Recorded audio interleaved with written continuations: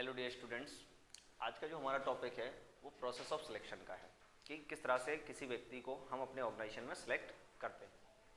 Recruitments जहाँ से भर्ती यानी कि रिक्रूटमेंट्स भर्ती जब भर्ती होती है या हम कभी कोई ऑर्गेनाइजेशन की भर्ती को देखते हैं, वहाँ से लेकर सिलेक्शन तक की जो प्रोसेस है उसके बीच इतने सारे स्टेप्स होते हैं।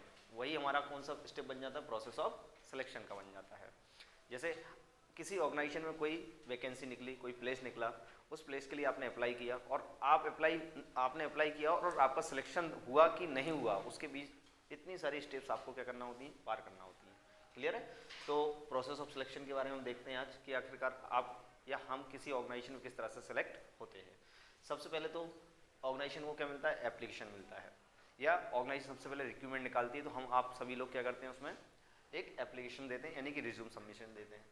और अगर वो रिज्यूम उस ऑर्गेनाइजेशन के उस पोस्ट के सुटेबल होता है तो नेक्स्ट स्टेप में पहुंचा जाता है, नहीं तो वहीं से अनसुटेबल करके आपका रिज्यूम बाहर कर दिया जाता है। मतलब कि कहीं ना कहीं एक तरह से फिर से फिल्टर लगा दिया जाता है और छटनी करना स्टार्ट किया जाता है फर्स्ट स्टेप से ही। जब तक सिलेक्शन नहीं होता तब तक हर बार आप क्या हो सकते हैं, रिजेक्ट हो सकते हैं, या सुटेबल होंगे तो आप नेक्स्ट स्टेप में जाते हैं। ठीक है, जैसे आपका रिज्यूम सेलेक्ट हुआ, उसके बाद शॉर्ट लिस्टेड हुआ, आपका एप्लीकेशन देखा गया, बुलाया गया, आपका प्राइमरी इंटरव्यू डिसाइड हुआ। अगर आप प्राइमरी इंटरव्यू भी क्या कर लेते हैं, क्रैक कर लेते हैं और आपका सब कुछ बढ़िया रहा, सुटेबल रहे आप, तो आप नेक्स्ट स्टेप में पहुंचेंगे, नहीं तो आपको अनसुटेबल कैंडिडेट समझ के बाहर कर दिया जाएगा। ठीक है, चलिए इसके बाद देखते हैं। अगर आप सुटेबल कैंडिडेट थे तो आपका प्राइमरी इंटरव्यू हो गया। उसके बाद कभी कभी कुछ ऑर्गेनाइजेशन टेस्ट सीरीज रख लेते हैं, यानी कि रिटन फॉर्म में कुछ टेस्ट रख लेते हैं। आपको रिटन फॉर्म के टेस्ट क्या करना है, फाइंड करना पड़ते हैं, फाइट करना पड़ते हैं और आगे बढ़ना पड़ता है।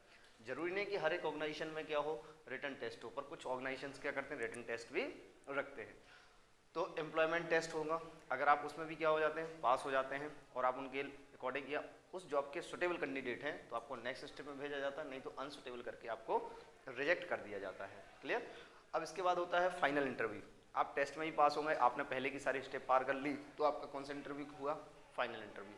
फाइनल इंटरव्यू हुआ, अगर आप उसमें सुटेबल हैं तो ठीक है, नहीं है, अगर उसमें आप क्रैक नहीं कर पाए या उस इंटरव्यू को आप क्रैक नहीं कर पाए तो आप अनसुटेबल कैंडिडेट समझ के आपको बाहर कर दिया जाएगा।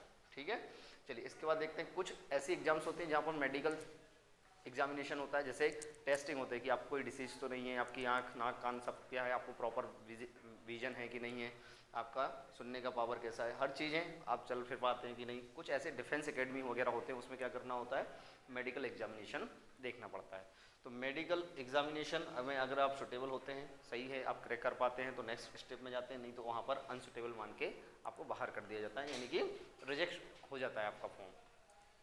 ये होता है एक रेफरेंस मतलब आपने लास्ट टाइम जहाँ काम किया था, ये अधिकतर प्राइवेट ऑर्गेनाइजेशंस में होता है। कैसा होता है प्राइवेट ऑर्गेनाइजेशन की, आप कहीं से काम करके आए हैं या वहाँ पर आप जॉब स्विच करके आए हैं, तो लोग जहाँ अब नई ऑर्गेनाइजेशन में आप काम करने वाले हैं, वहाँ के ऑर्गेनाइजेशन वाले लोग आपका रेफरेंस पूछते हैं कि आपका नेचर, आपका बिहेवियर, आपका कैरेक्टर्स उस लास्ट ऑर्गेनाइजेशन में कैसा रहा था। ठीक है, तो आपको कहीं ना कहीं उस ऑर्गेनाइजेशन का किसी न किसी व्यक्ति का रेफरेंस देना होता है। अगर वो रेफरेंस आपका पॉजिटिव आता है वहाँ से, तो आप सुटेबल कैंडिडेट मान के नेक्स्ट स्टेप में पहुँचाए जाते हैं, नहीं तो आप अनसुटेबल मान के आपको रिजेक्ट कर दिया जाता है। ठीक है, अच्छा यहाँ तक हो गया। इसके बाद होता है आपका फाइनल सिलेक्शन। अगर आपका सब कुछ पॉजिटिव रहा है ना, और पॉजिटिव एटीट्यूड से आपको अगर सिलेक्ट कर भी लिया तो सिलेक्शन, और फिर आपका होता है अपॉइंटमेंट लेटर। आपको ऑर्गेनाइजेशन क्या दे देती है, एक अपॉइंटमेंट लेटर दे देती है और आप अपॉइंट हो जाते हैं। बस इसके बाद आपका रिजेक्शन नहीं रोक होता है कि आप इसके बाद बाहर नहीं। अगर आपको अपॉइंटमेंट लेटर ही मिल गया तो आप रिजेक्ट थोड़ी होंगे फिर। क्लियर? तो अपॉइंटमेंट लेटर मिल गया। फिर इसके बाद होता है इंडेक्स प्रोग्राम, यानी कि आप जिस ऑर्गेनाइजेशन में आ गए हैं तो उस ऑर्गेनाइजेशन के बाकी सभी मेंबर से मिलना कि ये आपके सीनियर्स हैं, ये आपके जूनियर्स, ये आपके अंडर में काम करेंगे। इस तरह की सारी प्रोसेस को हम कहते हैं इंडेक्सेशन और प्लेसमेंट। आपको वो ऑर्गेनाइजेशन का पर्सन ये बता देगा कि आपका ये वर्किंग प्लेस है, आपको यहाँ पर काम करना है और ये आपका मटेरियल। इसके बाद आपको क्या दी जाती है, ट्रेनिंग और डेवलपमेंट। आप धीरे धीरे ट्रेनिंग आपको मिलने लग जाती है और आप अपने आप को डेवलप करने लग जाते हैं। ठीक है, तो बच्चों ये कौन सी थी, ये पूरी प्रोसेस थी हमारी रिक्रूटमेंट्स जहाँ से निकलती है वहाँ से लेके आपके सिलेक्शन तक की। कितने सारे पड़ाव होते हैं जो हमको फेस करना होते हैं, तब जाके कहीं हम एक नौकरी या एक सिलेक्शन में कंप्लीट कर पाते हैं। ओके बच्चों, चलो आज का ये एक टॉपिक था। दूसरा टॉपिक जो है वो आपका इंपॉर्टेंट है कि आपने सभी ने दोनों वर्ड्स सीखे, रिक्रूटमेंट सीखा है और कौन सा सीखा है, सिलेक्शन। तो रिक्रूटमेंट्स क्या है और सिलेक्शन क्या है, इसके बारे में थोड़ा सा डिफरेंस समझ लेते हैं। रिक्रूटमेंट मतलब होता है भर्ती, यानी कि सीधी सी बात है कि एक जॉब के लिए एक वैकेंसी निकलना, उसको हम क्या कहते हैं, रिक्रूटमेंट्स। ठीक, अब जॉब के लिए कोई अगर वैकेंसी निकली है या कोई जॉब की वैकेंसी है हमारे पास, तो उसमें कितने सारे लोग कैंडिडेट क्या करते हैं, अप्लाई करते हैं। तो ऑर्गेनाइजेशन के पॉइंट ऑफ व्यू से देखें तो सर्चिंग ऑफ कैंडिडेट, जो कैंडिडेट इस जॉब के लिए सुटेबल है उस कैंडिडेट को सर्च करने का काम क्या कहलाता है, रिक्रूटमेंट्स।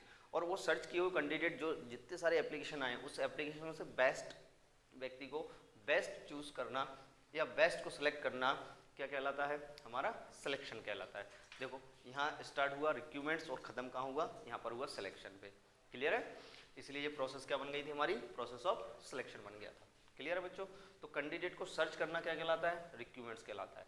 और उस आए हुए एप्लीकेशंस में से आए हुए लोगों के जॉब में से हमें किसको सिलेक्ट करना है, सबसे बेस्ट अल्टरनेट को सिलेक्ट करना क्या कहलाता है, हमारा सिलेक्शन कहलाता है। क्लियर है, हम देखते हैं अगर ऑर्डर मतलब कि कौन किसके पहले आता है, तो रिक्रूटमेंट्स पहले फर्स्ट स्टेप है, उसके बाद कौन सी स्टेप आती है, सिलेक्शन की। जब तक हमारे पास एप्लीकेशंस नहीं आएंगे उसके बाद ही हम क्या कर पाएंगे, सिलेक्शन स्टार्ट कर पाएंगे। मतलब पहली स्टेप कौन सी कहलाई, हमारी रिक्रूटमेंट्स की कहलाई, और सेकंड स्टेप कौन सी कहलाई, सिलेक्शन की कहलाई। तो ऑर्डर के हिसाब से देखें तो फर्स्ट ऑर्डर इसका है और सेकंड इसमें।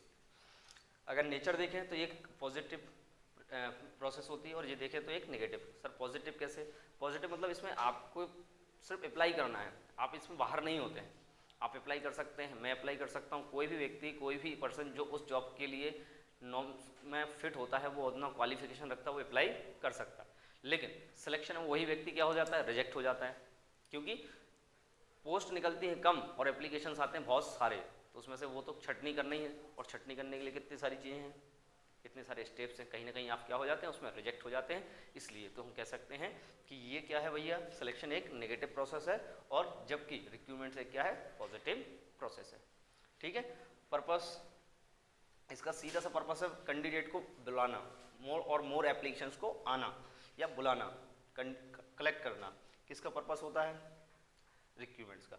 और उस आए हुए एप्लीकेशन में से सबसे बेस्ट चूज करना किसका पर्पस होता है, सिलेक्शन का पर्पस होता है। क्लियर है, अब देखें अगर कॉन्टैक्ट, जब हम किसी ऑर्गेनाइजेशन में जॉब के लिए अप्लाई करते हैं तो वहाँ पर अप्लाई करने वास्ते हमारा कोई दायित्व क्रिएट नहीं होता है, कोई लायबिलिटी और कोई हम रिस्पॉन्सिबिलिटी क्रिएट नहीं हो जाती हमारे ऊपर कि हमने अप्लाई कर दिया तो हम रिस्पॉन्सिबल होगा इस काम को करने के लिए। ऐसा बिल्कुल भी नहीं है।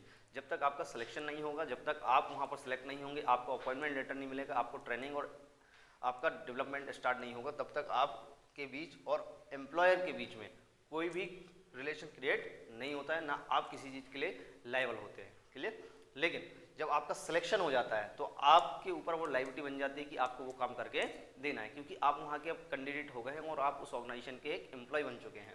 तो इसलिए कह सकते हैं कि सिलेक्शन जैसे होता है तो सिलेक्शन में एक नया रिलेशन क्रिएट हो जाता है एम्प्लॉयर और एम्प्लॉय के बीच में। लेकिन यहाँ पर रिक्रूटमेंट्स में नहीं, आप भर्ती करें, ऐसे तो बहुत सारे लोग हमारे यहाँ अप्लाई करेंगे, तो क्या सबके साथ या सबके ऊपर लायबिलिटी क्रिएट हो जाएगी, ऐसा बिल्कुल भी नहीं है। यहाँ पर कैंडिडेट बहुत सारे होते हैं और यहाँ पर सिलेक्टेड कैंडिडेट होते हैं जो हम सेलेक्ट कर चुके होते हैं। ठीक है बच्चों, तो आज हमने क्या क्या देख लिया, प्रोसेस ऑफ सिलेक्शन देख लिया और डिफरेंस देख लिया रिक्रूटमेंट और सिलेक्शन में। ठीक है, वीडियो अच्छा लगे लाइक करें, सब्सक्राइब करें। 2 सेकंड के लिए स्क्रीन खाली होगी तो आप इसका स्क्रीनशॉट लेके आपके नोट्स तैयार करें। Okay, thank you.